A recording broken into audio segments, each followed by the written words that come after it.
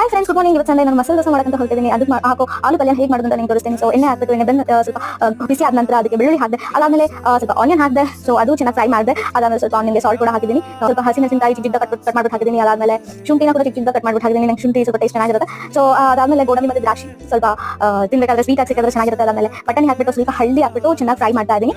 So ಇದು ಚೆನ್ನಾಗಿ fry ಆದ ನಂತರ ಕೊತ್ತಂಬರಿ ಸೊಪ್ಪು ಹಾಕ್ಬಿಟ್ಟು ಆಲೂ ಹಾಕ್ಬಿಡಿ. ಸೊ ಹಾಕು ಇದು ಆಲ್ಮೋಸ್ಟ್ ರೆಡಿ ಆಗಿದೆ. ಸ್ವಲ್ಪ ಟೇಸ್ಟಿ ಸಕ್ಕಂತ ಬೇಕಾದಷ್ಟು ಉಪ್ಪನ್ನ ಹಾಕ್ಬಿಡಿ. ಆಮೇಲೆ ಚೆನ್ನಾಗಿ ಮಿಕ್ಸ್ ಮಾಡಿ. ಸೊ ಬ್ಯಾಟರ್ ಬಂದ್ಬಿಟ್ಟು ನಾನು ಆಲ್ರೆಡಿ ಮಾಡಿರ್ತೀನಿ ನೋಡಿ. ನನ್ನ ಬ್ಯಾಟರ್ ತುಂಬಾ ಚೆನ್ನಾಗಿ ಬಂದಿದೆ. ಸೊ ಅದ್ರ ದೋಸೆ ಹಾಕ್ತಾ ಇದ್ದೀನಿ. ಇವಾಗ ನೋಡಿ ಎಷ್ಟು ಚಂದ ದೋಸೆ ಹಾಕ್ತಾ ಇದೀನಿ ಅಂತ ಹೇಳ್ಕೊಂಡು ಯಾರಿಗೆಲ್ಲ ದೋಸೆ ಹಾಕಿದ್ರೆ ಕಮೆಂಟ್ ಬಾಕ್ಸ್ ಅಲ್ಲಿ ಕಮೆಂಟ್ ಮಾಡಿ.